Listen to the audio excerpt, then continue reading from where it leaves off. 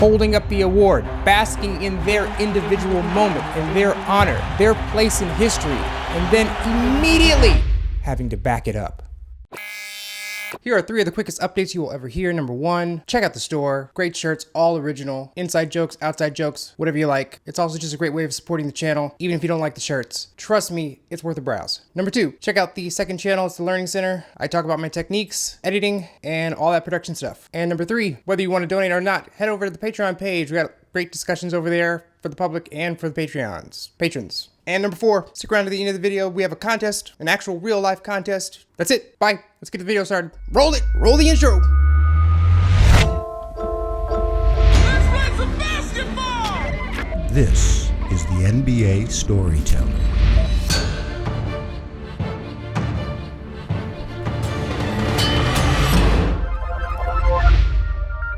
I am the NBA Storyteller, the one and only. Don't believe anybody that is a fraudulent version of me. And I am here to say the NBA is great. The NBA is virtually flawless.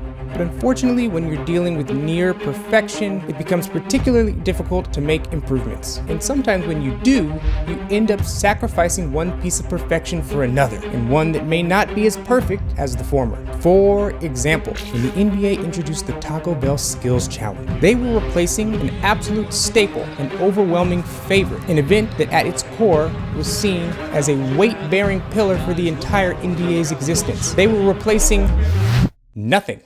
The thing they replaced was nothing, and nothing was perfect compared to this. This is your sense of urgency right here? Yeah, he is kind of, Okay. he is still in the Saturday night. See what I'm saying? Seriously, there's nothing worse than watching professional basketball players overtly not give a shit about a thing. And we're supposed to care about it? Everybody's a little bit too cool for me.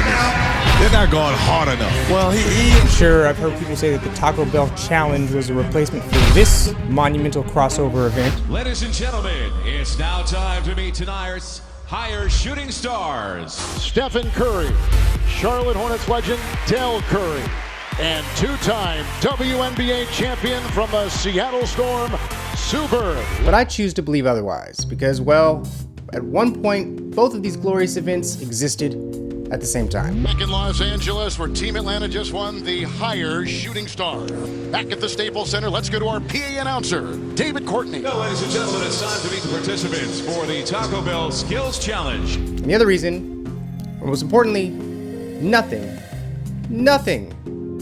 can replace lady bank shots and old men in jerseys they probably shouldn't be wearing, straining their backs, heaving half-court shots.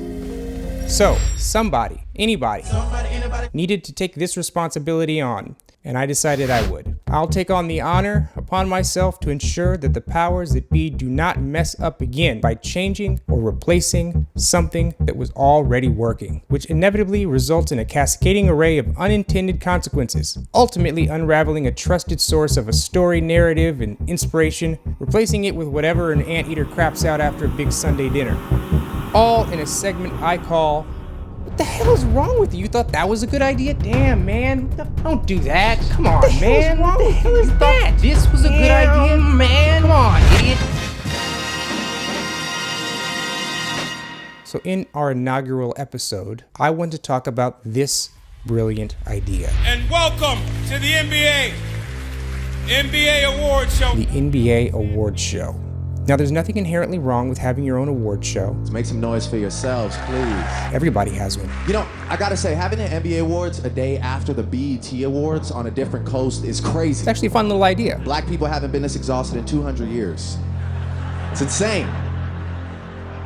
I feel like a daddy, to all these guys. But the unintended consequence was the diamond left in the rubble behind. And that was a near-perfect moment the NBA had possession of for years. It was the moment, sometimes near the end of the first round and start of the second round in the NBA playoffs, when the NBA named its regular season awards, including things like Coach of the Year, Rookie of the Year, Executive of the Year, and most importantly, we got a special announcement coming your way. The MVP, David Stern, the commissioner, will take it from here. The MVP. And what NBA fans and historians will always remember when it came to learning who the regular season MVP was, right smack dab in the middle of the playoffs, was the immediate elevation and overwhelmingly tense narratives that popped right into existence. Karl Malone, 1996-97 NBA Most Valuable Player. Naming a most valuable player in the midst of a tournament that this player is more than likely involved in was like shining a heated spotlight on that player. And in a league of very valuable players, you are the most valuable. Giving them the opportunity to either reinforce its validity or fail to demonstrate their worth in the highest of pressure. All the stakes are raised. The pressure is greater. The bulletin board material is spicier. He is the first unanimous selection in the entire history of the NBA. We all are losing this iconic moment where the newly crowned king of the league shyly emerges in his warm-ups next to the commissioner. You've had a dominating MVP season. To receive the award in front of a packed home crowd. Kevin Garnett. Holding up the award, basking in their individual moment and their honor, their place in history, and then immediately having to back it up on the biggest stage with the brightest lights and the highest expectations. Let's make this noise and get this party jumping. Now let's get this party started. And in an obviously unrehearsed manner, you find a place to set down your career's highest honor. Awkwardly, you leave your stage, you leave your spotlight behind, and attempt to disappear back into the crowd, joining your teammates, because your moment is over. You were celebrated as singularly exceptional just seconds ago. Now you're back in line, and you're back to zero. 0 points, 0 assists, 0 rebounds, 0 minutes, and you have to do it all over again from nothing. That award sitting over there, it means nothing right now, because this is a new moment. All right, we'll take a break. We'll be back. We'll have the action. The Jazz and Rockets, game 1. That's 4 out of 7 for the Western Conference Championship, following this timeout from the Delta Center. I mean, is there any other award that comes with this immediate pressure to perform, where the winner must right away, literally minutes later, prove it? The Oscars don't make you perform a brand new, never done before monologue after winning the Best Actor. There's not some little side stage after the Pulitzer where you must immediately demonstrate a brand new breakthrough in your field from scratch, and not doing so would only bring shame onto you, your entire career, and doubt onto the validity of that very award. The downside of getting this award right then and there is as present as the upside. And then, back in the arena, I love any scenario where you force an opponent to sit through a celebration for the other team. Who's been the All-Star MVP? Like when the league made Russell, like recently, when the league made Russell Westbrook sit through Kevin Durant getting his second ring. So a situation where you have the opposing team stuck, having to either watch this firsthand or stay tucked away in the locker room for the additional time, it has to antagonize them, which creates additional will and spite to ruin this brand new MVP's party.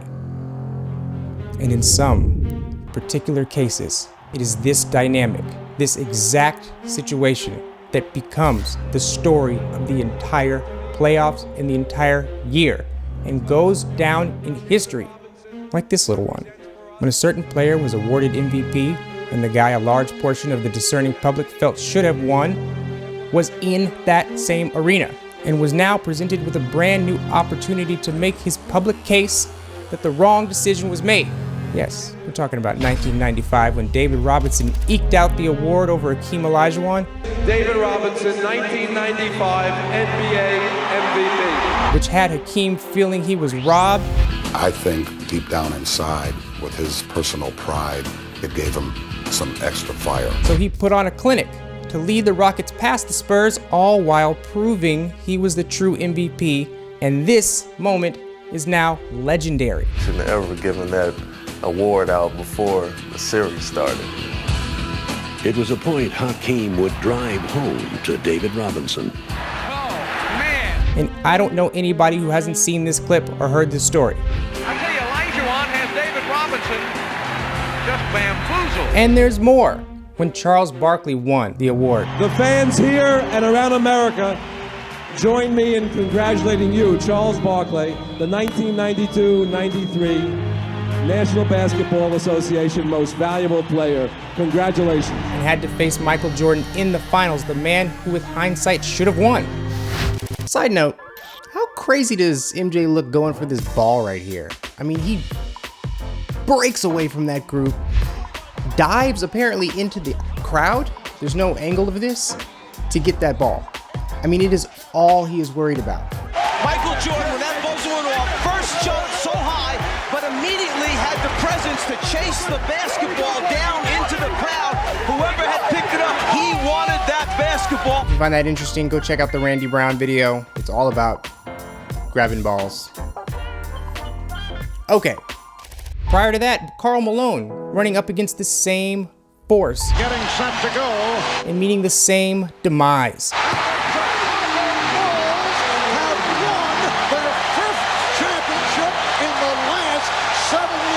Now, moments ago, Peter Vesey talked with the regular season most valuable player, Karl Malone of the Utah Jazz. Karl, you said after the first two losses that was the low point of your professional career. Has this taken it down another rung? Well, it have. I think we both agree that you did not play to your MVP standards or your usual standards. Do you feel you let yourself down, or the team, or the city? No.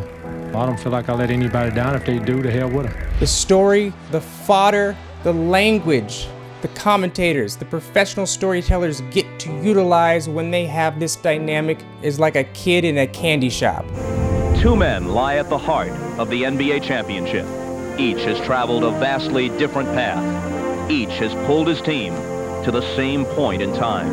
Charles Barkley's road has been less satisfying. His days at Auburn brought little glory. His NBA career largely squandered on a team that could not win. Yet this year brought a new sense of destiny, a gold medal, a new team, the MVP. With only seconds remaining, the question became who would seize the role of the hero. The opportunity was there for Karl Malone. But when the MVP saw his chance slip away, it was Michael Jordan who found the game in his hands as time ran out. Another miraculous finish. And tonight, another chapter will be written. Game 2 is next. In 2006, when Steve Nash won his second, it was immediately after dispatching Kobe Bryant, the runner-up for the award. He had just sent him home in a Game 7 in the first round, and the very next game to open round 2, he gets the MVP trophy. Even though it's not true, it felt like he was just awarded for beating Kobe Bryant. Like there was a mini tournament, and the winner gets the MVP trophy. I mean, could you have imagined Steve Nash getting the trophy after losing to Kobe Bryant? Yes, but that would have been really weird. I mean, that moment was 100% about timing. Just getting past Kobe, and Kobe sitting home. Think about that burn. You just lost to the man. They've come back from a 3-1 deficit and beaten the Lakers in the first round. And then you lost again. 2005, 2006, NBA Most Valuable Player. It's not like they gave Steve Nash this award 3 months later when Kobe might have had time to get over it. It was right away. So it burned Kobe, and it was a timely confirmation of Steve Nash and his ability as he continues on. Shot clock is down to 3 for Steve Nash. Sean Marion. And more. Dirk losing in the first round as a number 1 seed, a 67-win team to the 8th seed We Believe Warriors, famously punching a hole in the wall, having been sent home from his assumed coronation. He then won the award. He won that award after being eliminated. This was like a big fat highlighter in everything that had happened. And it's that burn that he never let go. You think waiting 3 months after that would have hurt just as much? No, it was the immediacy that made it hurt. So with that said, and demonstrated, it's obvious the NBA, in attempting to fix something that wasn't broken, did more damage than good. And I expect the NBA to take note and adjust immediately. Just in time for this year's playoffs, whatever year it is right now. Again, I'm the NBA Storyteller, the one and only, and this was... What the fuck? What doing? Don't do that. That's not a good idea. Come on. Okay, video's not over. This is totally part of it. Hang with me, all right? Listen, I need to say 5 things. Number 1, we have a contest, or more, it's a challenge, actually. But that's the last thing. Okay, let's roll some dunk highlights while I talk, just to keep you here. Let's go. Listen, we are in a precarious little spot here on the channel, like a limbo. I'm a lot closer to being able to spend a significant amount of time making these videos, you know, getting to where I really want, making 4 or 5 videos a month, doing consistent live streams maybe a couple times a month, and really spending some time on the learning channel, sharing my tips and tricks and having a discussion about production and storytelling, all that kind of stuff. But we're not quite there yet, so I'm kind of in this middle zone where I almost can spend more time, so I wanted to share a few ways where everybody here can help if you want to. Whether you want to contribute money or just your time, there's a lot of ways you could help and feel good about yourself. I don't know. Okay, so number 1, please watch, hit the notifications, and let me know. Write that you hit notification down below in the comments, and maybe I'll introduce some of you each week.